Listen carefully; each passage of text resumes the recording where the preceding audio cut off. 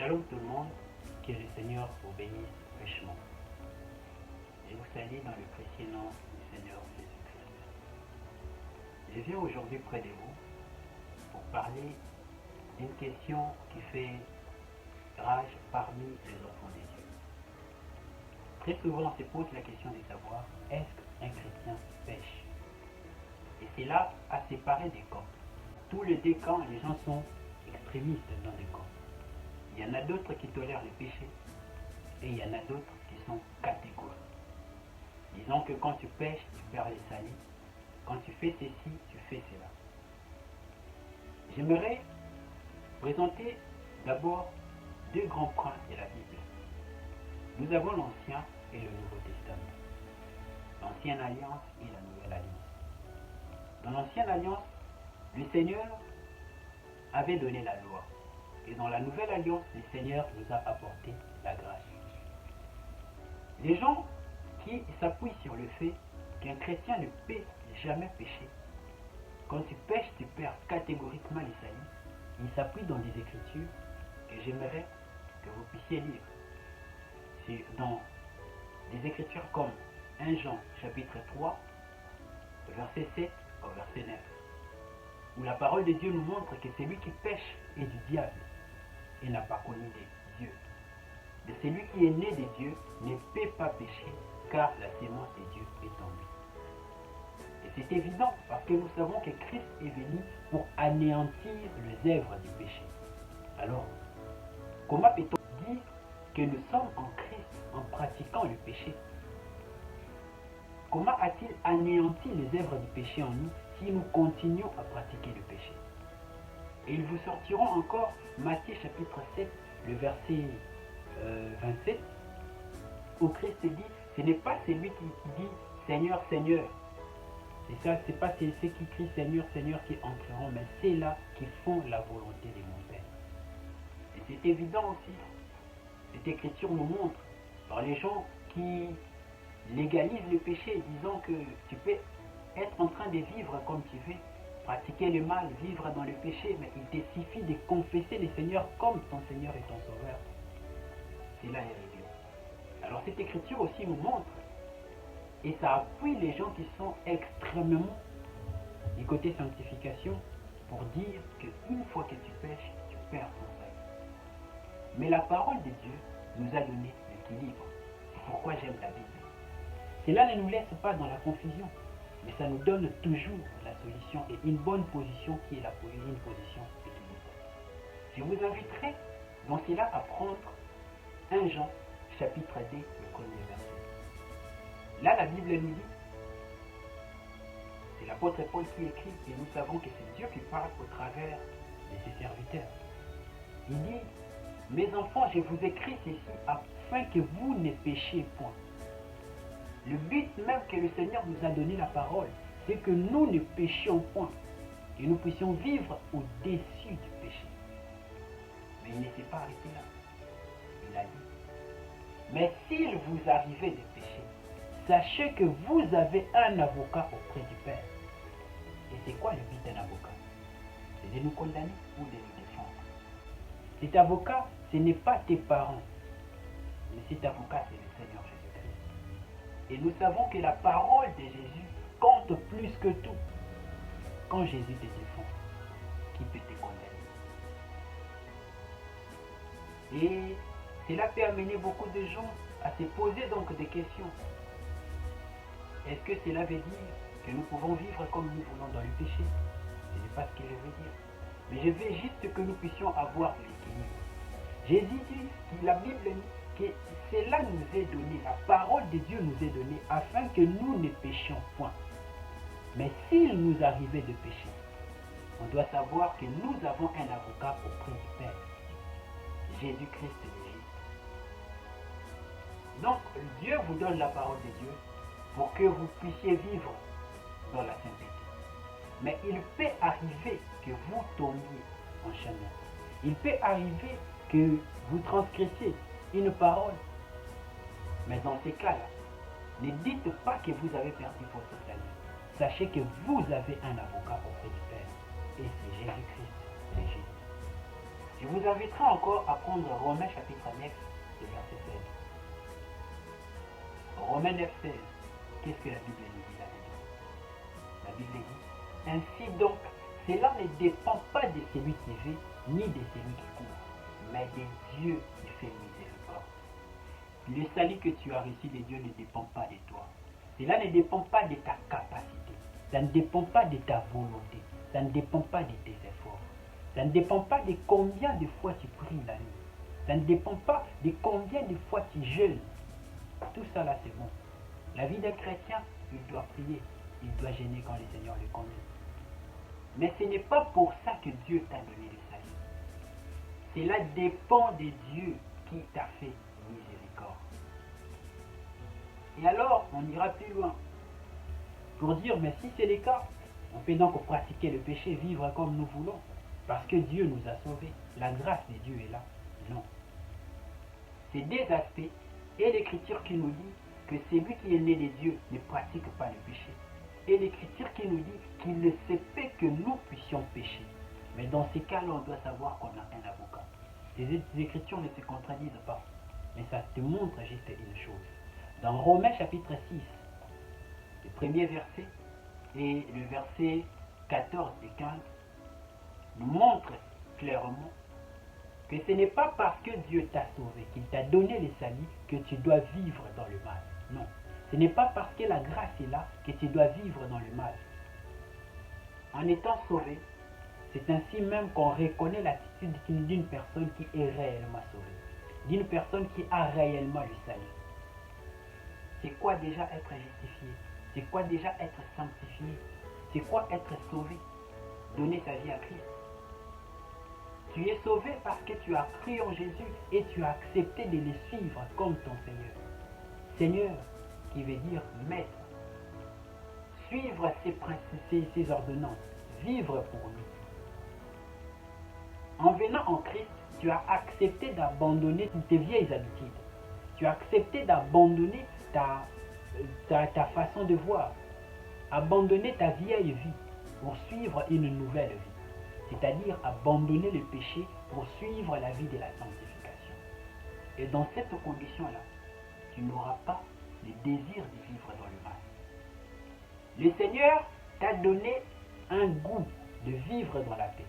Avant, tu désirais vivre dans des boîtes de nuit. Avant, tu désirais vivre comme le monde, dans le péché, dans la sueur. C'était ça ton désir. Vivre dans l'alcool, vivre dans l'ivrognerie. C'était ça ton désir.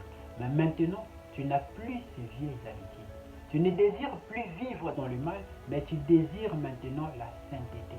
Et souviens-toi que la Bible dit, et heureux ceux qui ont faim et soif de la justice, car ils seront rassasiés. Ce que Dieu veut de toi, c'est que tu aies soif de la justice.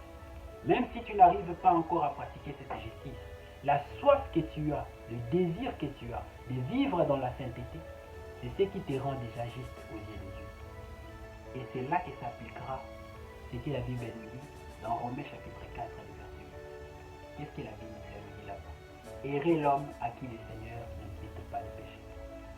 Ces versets nous montrent clairement qu'il y a des personnes que le Seigneur ne compte même pas leurs péchés.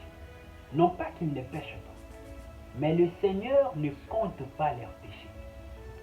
Et ça, ces versets rendent maintenant la lumière à ces deux aspects. La Bible te dit que celui qui est né de Dieu ne pêche pas. Mais la même Bible te dit que quand tu pêches, sache que tu as un avocat auprès de Dieu. Comment une personne qui est née de Dieu, qui ne pratique pas les péchés, comment il peut encore avoir besoin d'un avocat? Ces deux écritures s'assemblent dans Romains 4, qui dit « Errez l'homme à qui le Seigneur n'implique pas les péchés ». Et qui sont ces hommes? Je vais prendre l'exemple de David, l'homme selon le cœur de Dieu. Le Seigneur l'appelle l'homme selon mon cœur, alors qu'il a commis adultère. Non seulement qu'il a commis adultère, mais il a fait tuer un homme juste pour couvrir son péché. Mais pourquoi le Seigneur pouvait l'appeler l'homme selon mon cœur? Parce qu'une fois que cela a été, le prophète est venu le réprimander. David n'a pas regardé à sa grandeur, à son royaume. Il s'est jeté, il s'est couvert de cendres et il a pleuré, implorant la miséricorde de Dieu. C'est l'attitude correcte que Dieu veut. que tu aies dans ton cœur la capacité de t'humilier devant Dieu, de dire Seigneur, j'ai réellement tort. Je ne devrais pas agir de la sorte. Quand dans ton cœur, tu as la facilité de dire à Dieu, Seigneur, j'ai commis telle chose. Seigneur, j'ai fait ceci, mais ce n'était pas les désirs de mon cœur. Aide-moi. Et Dieu voit ton cœur. Il sait que tu n'as pas voulu réellement le faire. Tu l'as fait sous pression. Tu l'as fait par quelque chose qui t'a pris. Tu t'es retrouvé dans une situation qui t'a conduit qui t'a poussé à agir ainsi. Mais tu les regrettes dans ton cœur. Parce que tu as faim et soif de la justice. Et la Bible dit que tu seras rassasié. Et c'est dans ces cas-là que le Seigneur n'impute plus tes péchés. Et encore une autre chose, un secret à savoir. C'est quelque chose qui doit réjouir notre cœur. Il y a une personne qui a dit que le rouge, passé au filtre du rouge, ça donne blanc. Le péché nous rend rouge. La Bible dit, même si vos péchés sont rouges comme de la cramoisi, je les rendrai plus blancs que la neige. Maintenant, quand tu amènes le rouge de ton péché sous le sang rouge de Jésus, c'est là aux yeux du Père, ça apparaît blanc. Tout ce qui passe sous le sang de Jésus est blanc, est blanchi, purifié aux yeux du Père. Dieu, quand il te regarde, il te voit parfait. Dieu, quand il te regarde, il te voit saint, sanctifié. Il ne voit pas tes péchés. La Bible dit que c'est lui qui dit qu'il n'a pas péché fait de Dieu un menteur. Mais la même Bible ajoute que c'est lui qui reconnaît ses péchés devant Dieu. Le Seigneur est capable de les pardonner et de les purifier. Quand tu es purifié, tu es blanc. Quand tu es purifié, tu es saint. Il n'y a plus rien qui peut te condamner. Aux yeux du Père, vous êtes sanctifiés. Aux yeux de Dieu, vous êtes parfaits sous le sang de Jésus. Voilà pourquoi la Bible dit que celui qui est né de Dieu ne pratique pas le péché. C'est parce que sous le sang de Dieu, le Seigneur ne voit pas tes péchés. Il te voit blanc, il te voit pur. Et il regarde à l'intention de ton cœur. Il sait que dans ton cœur, tu n'avais pas l'intention de faire le mal. Tu as plutôt le désir de vivre dans la sainteté. Donc ne te tourmente surtout pas. Ne te sous-estime pas. Tu es un élu de Dieu. Dieu t'a appelé non pas pour t'abandonner en chemin. Quand il te donne le salut, il ne peut plus retirer. Un grand homme de Dieu, du nom de William Branham, a dit une chose. Même si Dieu avait commis l'erreur de te sauver, même si c'était par erreur que le Seigneur a placé son esprit en toi, il ne peut plus jamais te perdre, car le Seigneur ne se répand pas de sa parole. Quand il le donne, il ne retire plus. Quand il te donne le salut, c'est pour toujours. Et tu ne le perdras plus jamais. Ne te dérange surtout pas. Le Seigneur t'aime. Tu es son enfant. Et c'est pour cela que Dieu a regardé sa propre vie.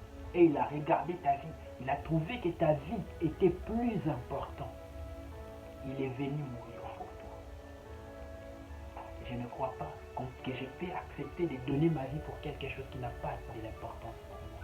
Si j'accepte de mourir pour quelque chose, cette chose doit avoir une importance, une très grande importance à mes yeux. C'est ce que Dieu a fait. Il s'est livré lui-même. 1 Timothée chapitre 3, verset 16 nous dit que le mystère de la beauté est grand. Dieu est apparu comme un homme, vie des anges, vie des hommes et élevé dans la gloire. Dieu est venu dans la chair d'un homme, donner sa vie pour toi. Et tu veux me dire que ta vie n'a pas d'importance. Le projet que Dieu a pour toi, c'est un projet de bonheur. Je vais te dire aujourd'hui que tu es sauvé, non pas pour quelques années, mais pour toujours. Je vais te dire aujourd'hui que Dieu t'aime et il a besoin de toi. Donne ta vie au Seigneur Jésus-Christ. Il n'y a pas une religion au monde qui peut te donner l'assurance de la vie après la mort. Tout le monde, la science et d'autres religions, ils peuvent s'y poser. Mais l'unique assurance, c'est dans le Seigneur Jésus-Christ. On peut vous demander de pratiquer des bonnes œuvres. Mais ces mêmes religions qui nous demandent de pratiquer les mêmes œuvres nous disent que la nature de l'homme, c'est une nature pécheresse. Un pécheur, comment il peut-il, quelqu'un qui a la nature du mal, comment il peut-il pratiquer le bien? c'est impossible. Il faut qu'il y ait changement de nature en lui. Et c'est Jésus qui change ta nature. Il enlève ta nature de la nature du péché pour te donner une nature de sainteté. Il est venu pour devenir toi. La Bible dit la parole de Dieu nous montre qu'il est devenu péché pour que moi je sois saint.